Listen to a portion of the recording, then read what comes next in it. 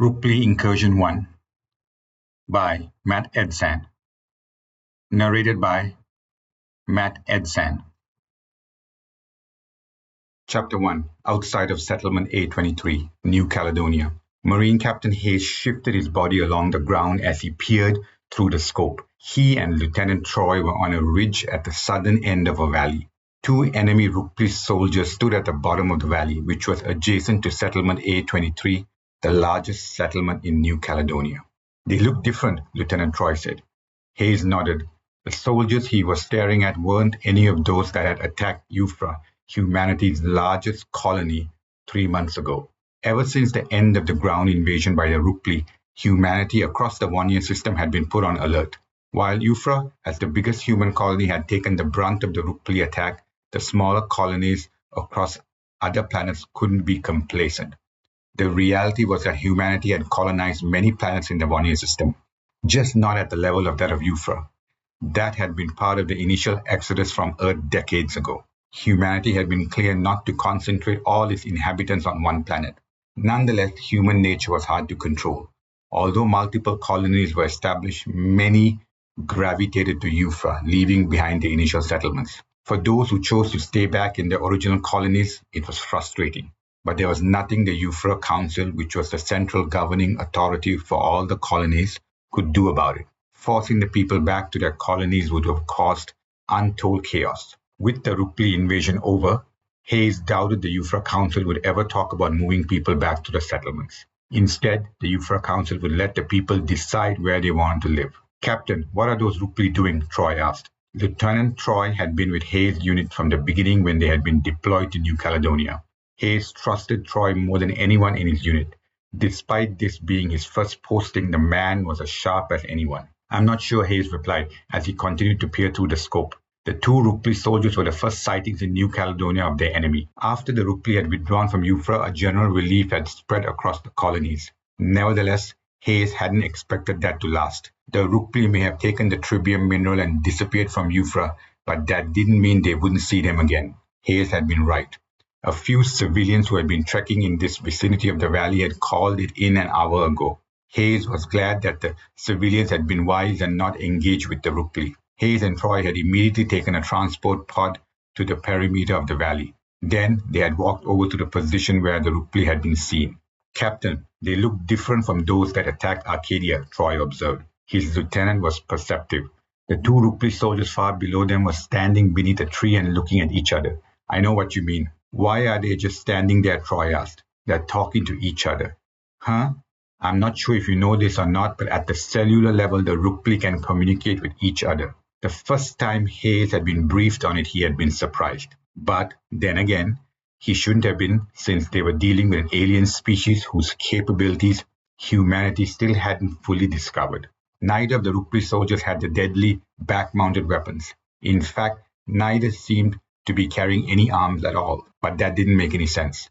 The Rukpli were always armed, at least from all the briefings Hayes had received from the Euphra Defense Forces. "Why come to New Caledonia?" Troy questioned. "There's nothing much out here."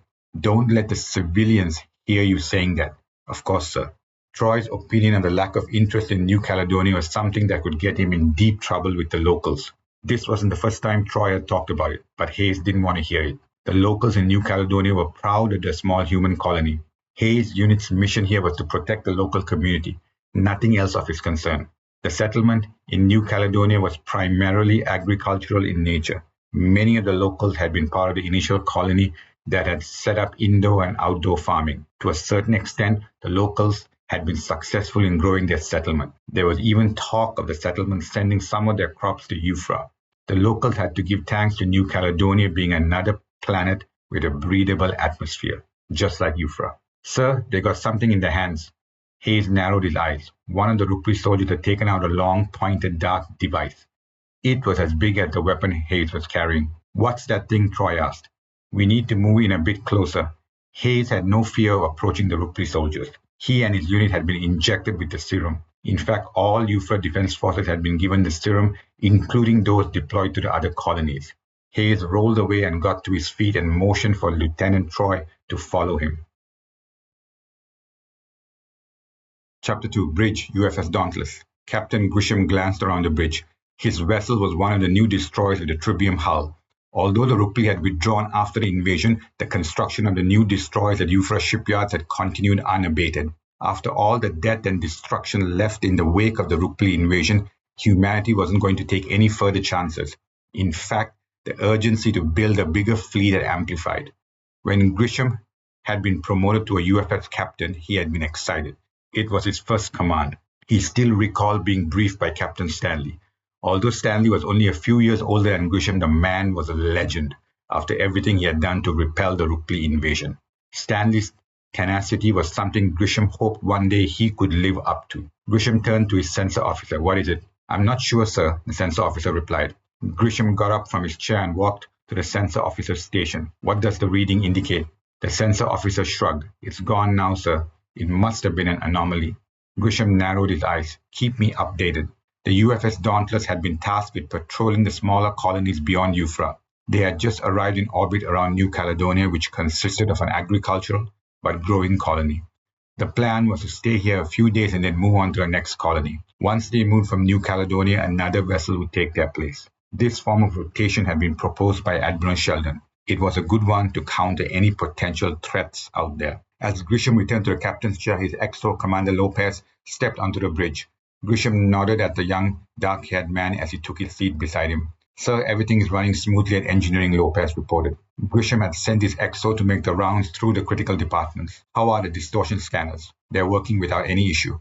All the recently commissioned destroyers now had inbuilt distortion scanners as part of their infrastructure. It was a necessary capability. Grisham agreed with the strategy. Although the scanners were effective primarily against the Rukpli, the threat from them was far from over.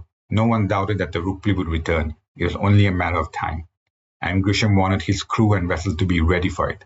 The last thing he wanted was to be caught by surprise. It also helped that his crew had the serum injected into them. That helped because they didn't have to wear the Trebium armor. "That's good to hear."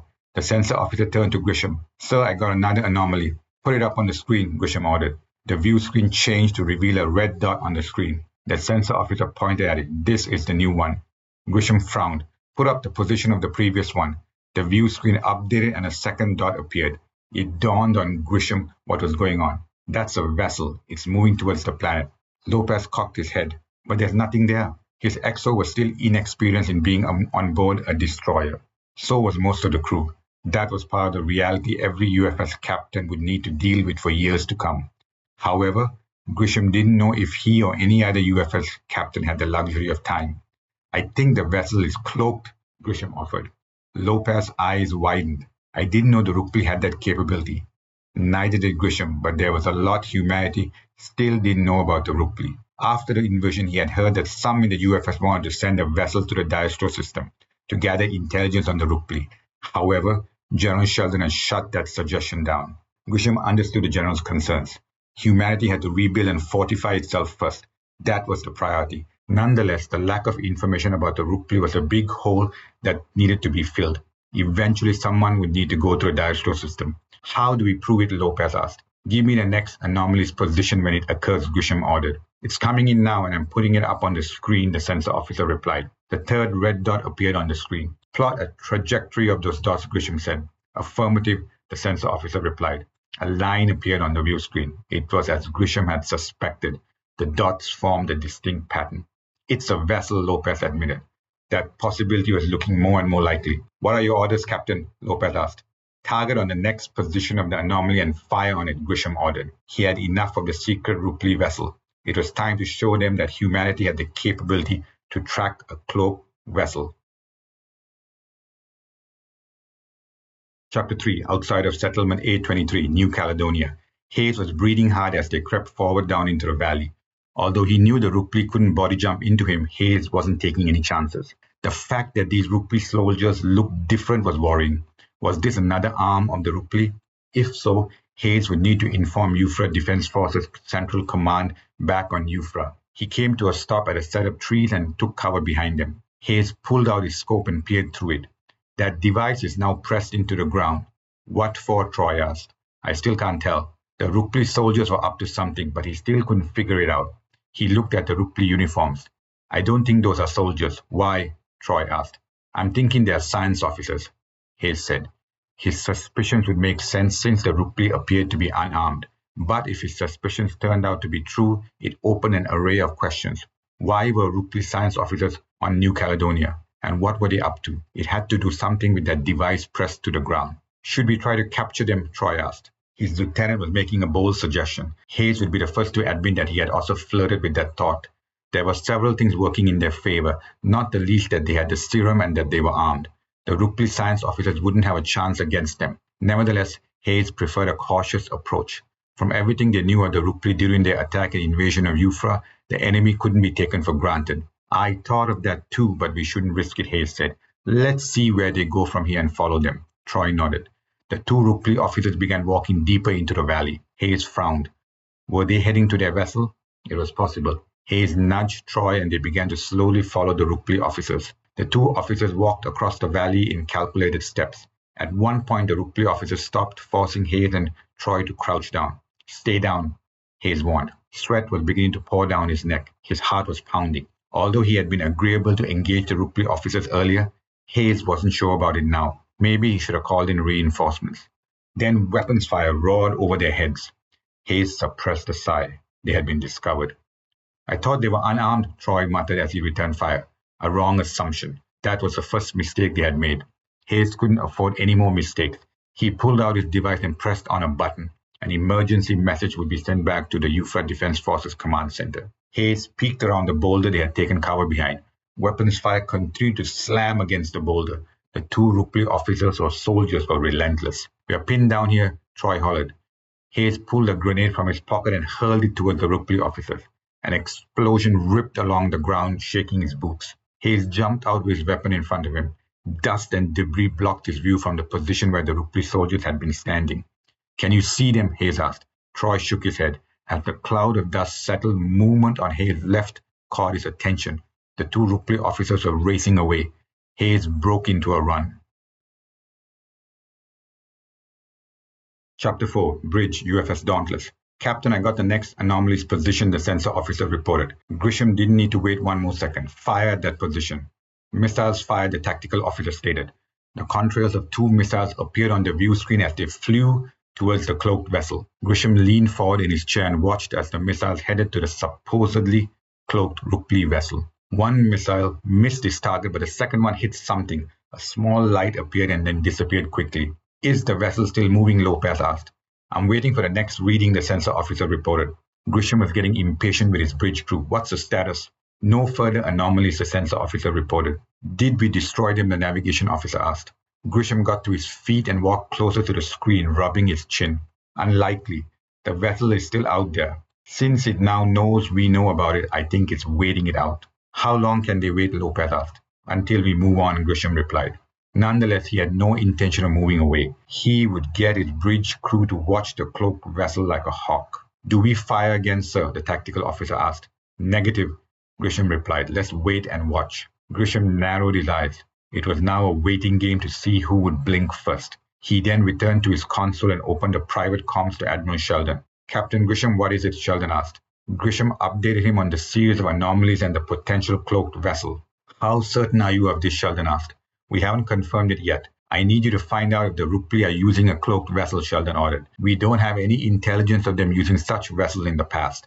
But that doesn't mean it's impossible. Yes, sir. How's your crew? Sheldon asked. Grisham flicked his eyes around the bridge. His crew was inexperienced, which was something he had been prepared for when he had been given command of the UFS Dauntless. Grisham had hoped for an experienced XO to join him, but that hadn't also been possible. The UFS was short of many personnel, especially after 3 of his brand new vessels were destroyed during the Rukpli invasion of Eufra. A lot of good men and women had been lost, and replacing them would take a lot of time. He had even heard that Commander Mendez was conducting training for new XOs at the Eufra shipyards. They're okay, sir. We're learning on the job. Keep me updated. Yes, sir. With that, the comms ended. Lopez leaned in and lowered his voice. Any new orders? Grisham shook his head. He had hoped that Admiral Sheldon would have given him some advice on how to proceed, but the Admiral hadn't, essentially leaving Grisham and his crew on their own, orbiting New Caledonia. No surprise there, according to what he knew of Admiral Sheldon. Are our shields changing their frequencies? Lopez asked. Yes, the sensor officer replied. Can we predict the vessel's final destination? Grisham asked. Computing it now, the sensor officer replied. Grisham drummed his fingers on his seat, waiting for a reply. The bridge crew needed to move faster, but Grisham understood the challenges all across UFS. The Rukpli invasion had hollowed out both the UFS and the UFRA defense forces. Rebuilding was going to take time that they didn't have. If a new alien species knew of their predicament, they could easily take advantage of it. The sensor officer turned to him. Their destination is Settlement A23. Grisham grimaced. Settlement A23 was the biggest in New Caledonia. Send the comms down to the UFRA defense forces. He was aware that every one of the planets where humanity had settlements were protected by a small number of UFRA defense forces. In the grand scheme of things, he didn't know what the UFRA defense forces could do, but that was the reality humanity was facing. Captain, the XO said. Grisham turned his gaze back to the view screen. A Rukpli vessel appeared in the distance. The vessel had chosen to uncloak itself. The enemy had blinked first. About time. At least Grisham knew what they were now facing. Chapter 5. Outside of Settlement A23, New Caledonia. Hayes was breathing hard as they pursued the two Rukpli officers who were running rapidly through the valley. He still didn't know how they had been able to avoid the grenade, but the Rukpli officers must have anticipated it. Did you call in reinforcements? Hayes asked. Troy nodded. I gave them our last known position. Then Hayes came to a stop. He had lost sight of the Rukpli officers.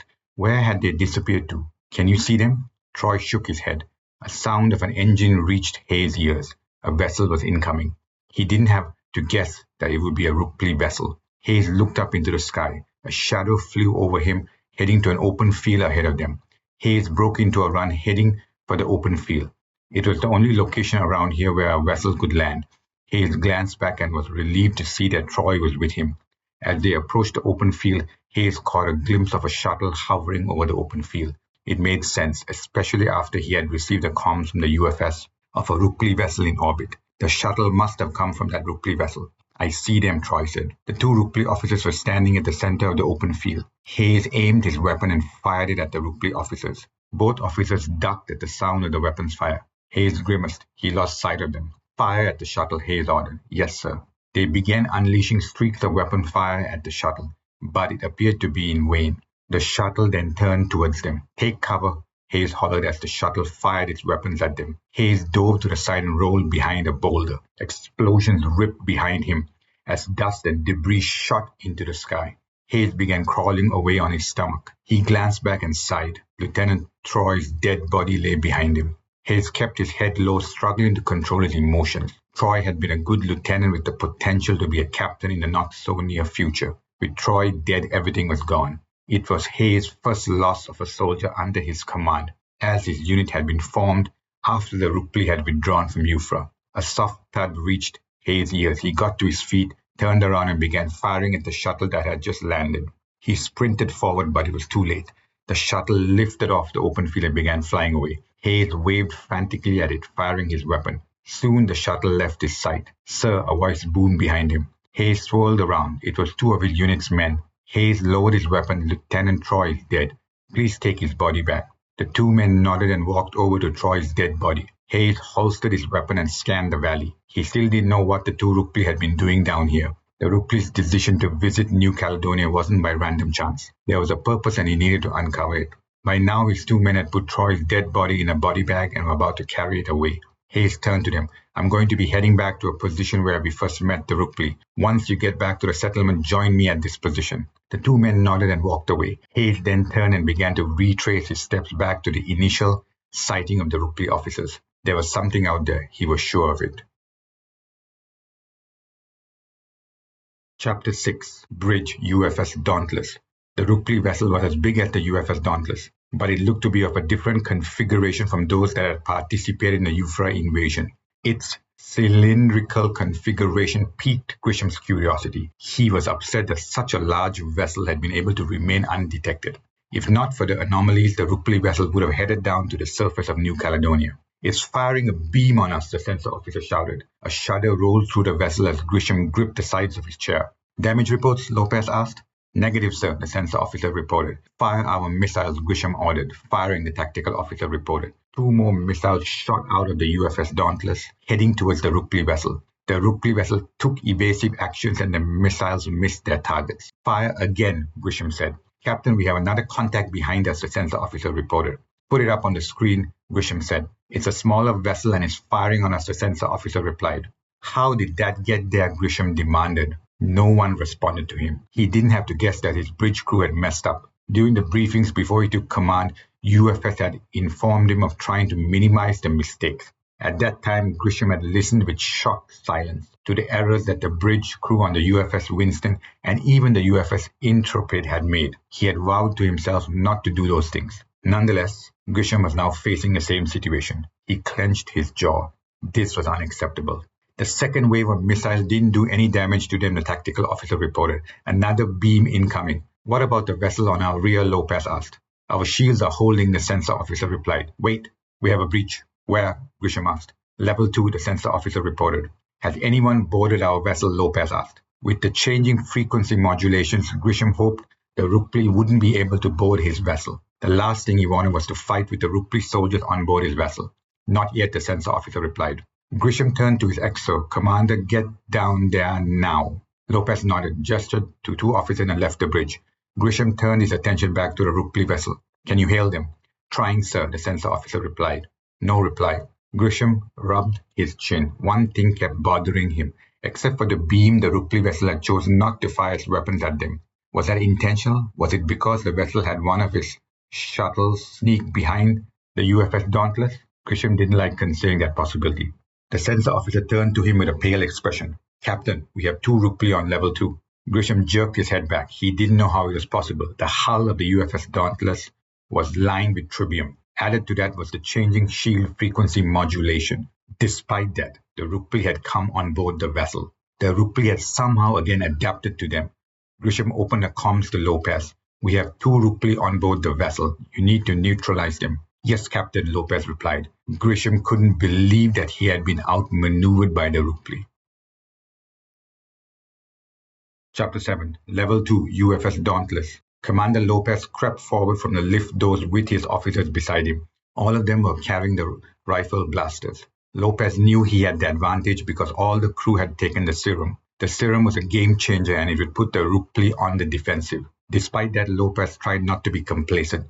The Rukpli were always full of surprises. This much he had been told during his briefing before being posted to the UFS Dauntless. He opened the comms with the sensor officer. "Where are they on level 2? "They should be 100 meters from your current position," the sensor officer replied. "Affirmative," Lopez said and closed the comms. Lopez motioned to his officers and they kept moving forward. They were coming to a bend in the corridor. Most likely the Rukpli would be on the other side of the bend. Lopez slowed down, taking a deep breath. This would be his first engagement with the Rukpli. During the multiple briefings, he and others had been shown the brutality of the Rukpli. The Rukpli had no interest in discussion. Their sole purpose was death and destruction. As they rounded the bend, weapons fire roared past their heads. Lopez hit the ground and returned fire. Two Rukpli soldiers were standing at the other end of the level 2 corridor. Both of them had weapons in their arms. Lopez was just relieved that these weren't the Rukpli with the back-mounted weapons. That would have been a difficult challenge to overcome. Lopez glanced back and was relieved that both his officers were still with him. "Target your weapons on the Rukpli soldier on the left," Lopez muttered. His officers acknowledged him and all their weapons fire began hitting the Rukpli soldier on the left. Soon a howl pierced the corridor as the Rukpli soldier clutched his chest and collapsed to the ground. One down, one more to go. Then the remaining Rukpli soldier opened the door on the right and jumped inside, shutting the door. Lopez got to his feet and sprinted towards the door with his officers. Lopez pressed on the panel beside the door. It didn't open. The Rukpli soldier had done something to the door. "Stand back," Lopez hollered. He then fired his weapon at the panel. Fumes emerged from the panel and the door slid open. Lopez carefully crept forward. It was a storage room with several shelves, but other than that it was empty. "Where did he go?" one of the officers asked. Lopez scanned the storage room. Then his eyes fell on a vent panel on the left corner. He sprinted towards it and pulled the vent panel cover away. "Over here," Lopez yelled. He knelt and looked through the ventilation duct. The Rukpli had moved quickly. He must be crawling along the ventilation duct network. Lopez opened the comms with the bridge and briefed Captain Grisham. "I'll get the sensor officer to try tracking it down," Grisham said. Nonetheless, the implication was obvious. The Rukpli soldier could emerge at any location within the vessel. Lopez wasn't hopeful that the bridge crew could track down the Rukpli soldier roaming around. That left him with one option. "I'm going in," Lopez announced. "The both of you wait for my instructions. Is that clear?" The two officers nodded. Lopez then knelt and crawled into the ventilation duct network. He began moving slowly down through the tunnel. Somewhere ahead, the Rukpli was moving quickly. Lopez had to pick up his pace. At a junction, he stopped and looked to the left and to the right. His heart was pounding. A decision loomed in front of him. Lopez listened. He heard a soft thud from the left side. That had to be the Rukpli. Lopez opened his device and sent a comms of his position to his officers. He turned left at the junction and continued moving in that direction. He came to another junction and again heard a sound from the left. He kept crawling. Then he came to a stop. In the distance, he saw a figure jumping down a vent opening. Lopez crawled at a faster pace until he reached the edge of the vent opening. He listened again for any signs of the Rukpli soldier. He couldn't tell. He peered down the opening. It was another storage room, but with more shelves. Lopez glanced around the storage room. No movement caught his eyes. He then slowly lowered himself down into the storage room and pulled out his weapon. The door in front of him was slightly ajar. Lopez suppressed a sigh, checking his device. He was on level 1 of the vessel. He sent another comms of his position, hoping his officers could intercept the Rukpli soldier. He approached the door and placed his ear against it. A clicking sound caught his attention. Lopez dove to the side as an explosion ripped through the door. Pain shot across Lopez's body. He scrambled to his feet, grabbing hold of his weapon. He aimed it through the cloud of dust covering the remainder of the door. Lopez inched forward and peered through the door. No sign of the Rukpli. He had to be close. A private comms came in from Grisham. "Commander, our sensors picked up an explosion." "Yes, Captain," Lopez said, updating him on the status. Lopez pulled out a smoke grenade and hurled it into the corridor. Smoke began to fill the corridor. Lopez jumped out into the corridor and got a glimpse of the Rukpli standing further down to the left. The Rukpli soldier was trying to open another door. Lopez didn't wait. He threw 2 grenades and unleashed several bursts of weapons fire. The Rukpli soldier didn't have a chance. He tried to return fire, but the explosion from the grenades caught it by surprise. The Rukpli soldier collapsed to the floor. Lopez wiped the sweat off his brow as his 2 officers got off the lift. The Rukpli presence on the vessel had been neutralized. Chapter 8. Outside of Settlement A23, New Caledonia. Captain Hayes walked back slowly towards the original position where they had detected the 2 Rukpli officers. By now, his men would have taken back Troy's dead body. Along the way, Hayes had fought a lot of useless thoughts about the death of his lieutenant. He had failed his lieutenant. Hayes should have kept an eye on the young man. Hayes pushed those thoughts aside as he came upon the area where the 2 Rukpli officers had been huddling around. His gaze fell upon the device pressed into the ground. He frowned. He drew his weapon, his eyes scanning the terrain. Something felt wrong. He could feel it in his bones. Hayes stopped and again looked around. No movement. Reaching the device, he stared at it. His eyes widened at the red indicator at the top of the device. It was a countdown. 10 seconds left. Hayes didn't hesitate as he turned and raced away. A few seconds later, an explosion rippled across the surface. Hayes turned around and coughed. Wiping away the dust from his eyes, he approached the position. A small crater was visible. Hayes stood at the edge and peered down. He didn't expect anything, but he was wrong. The crater revealed a spherical metal container in the ground. Hayes again looked about before turning his attention to the metal container. Was this what the Rukpli officers had been after? If so, why had they left it behind? That didn't make sense. Hayes realized he was missing something. He just didn't know what it was. "Captain," a voice boomed from in front of him. Hayes looked up. His 2 men, Private Jones and Private Kilmar, had returned. "Stay away from the edge." Both men nodded but kept their weapons in their arms. Hayes pulled out his device and began scanning the metal container. The scans didn't reveal anything. "Are your devices getting anything?" Hayes asked. Both men had also been scanning the metal container. "Nothing, sir," Private Jones replied. Hayes frowned. "Sir, what's that?" Private Kilmar asked. "What?" Hayes asked. "The indicator on the right," Kilmar said, pointing his weapon at one part of the container. Hayes caught a glimpse of a blinking light on the right side of the container. How had he missed it the first time? "It looks like a countdown," Jones observed. Hayes narrowed his eyes. The indicator displayed 50 seconds. "Everyone get back and take cover." Hayes took several steps back. He didn't understand what was going on here. Why would the Rukpli trigger an explosion to reveal a container buried in the ground? Despite that, Hayes was nervous. Something about that container appeared menacing. "Take out a few grenades," Hayes ordered. Both his men nodded and pulled them out. Hayes checked his device and he waited for the countdown to complete. He expected a large explosion, but as the countdown reached its end, a shrill alarm filled the air. Hayes narrowed his eyes. What was going on here? His expectation of an explosion hadn't materialized. Hayes motioned to his soldiers and they all crept forward towards the edge of the crater. Reaching the edge, Hayes peered in. The top of the container had slid open, but the darkness within the hole made it difficult for him to see anything. "Sir, I can't see anything," Jones muttered. Before Hayes could say anything, a growl emerged from the darkness within the container, and then something leaped out of it and grabbed hold of Private Jones' legs.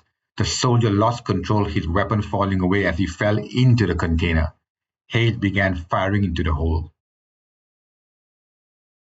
Chapter 9. Outside of Settlement A23, New Caledonia. Hayes was still reeling from the disappearance of Private Jones.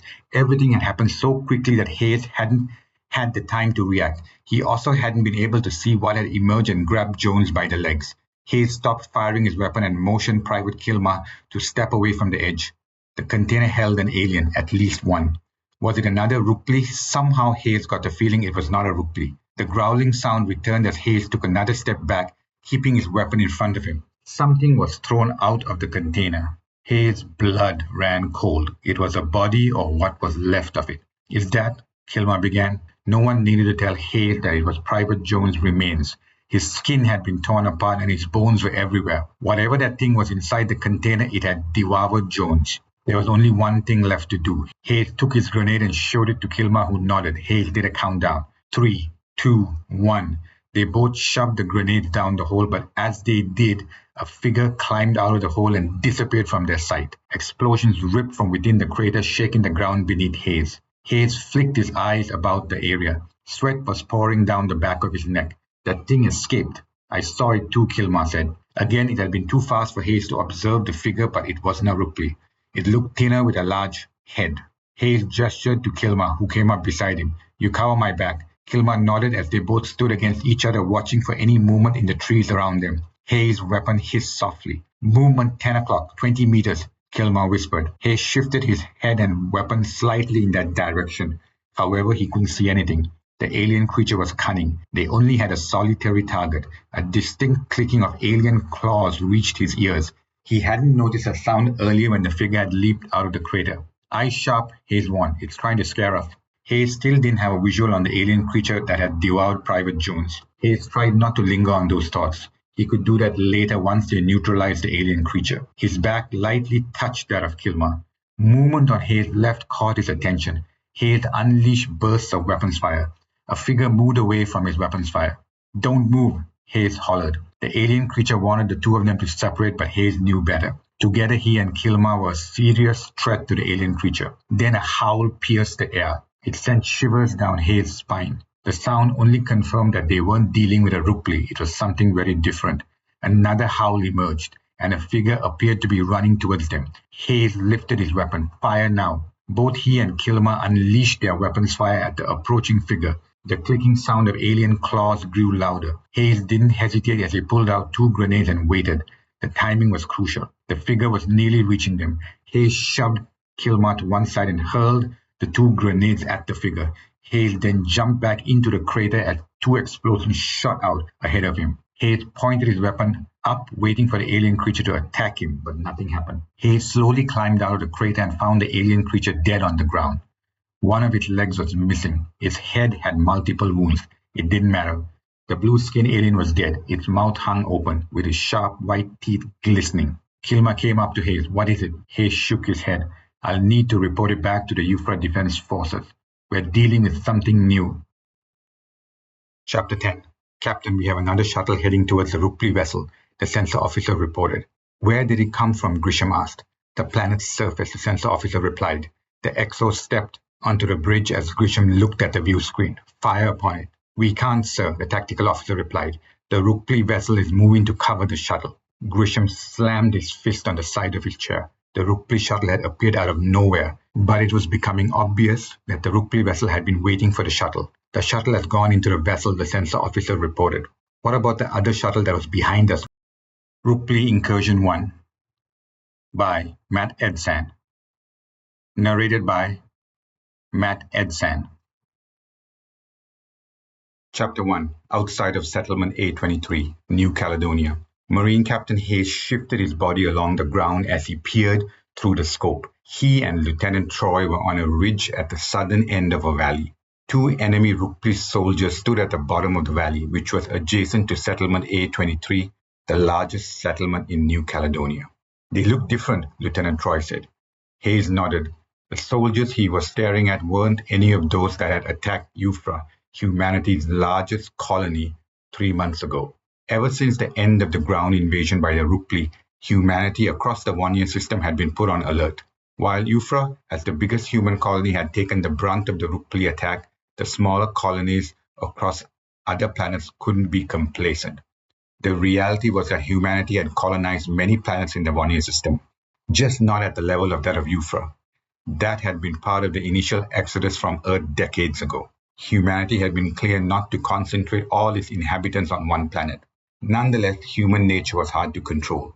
Although multiple colonies were established, many gravitated to Eufra, leaving behind the initial settlements. For those who chose to stay back in the original colonies, it was frustrating.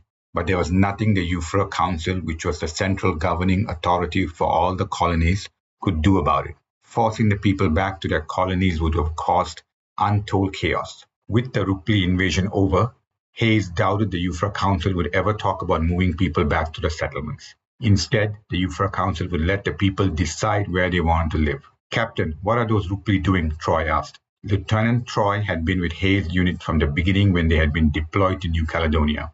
Hayes trusted Troy more than anyone in his unit. Despite this being his first posting, the man was as sharp as anyone. I'm not sure, Hayes replied as he continued to peer through the scope. The two Rukpli soldiers were the first sightings in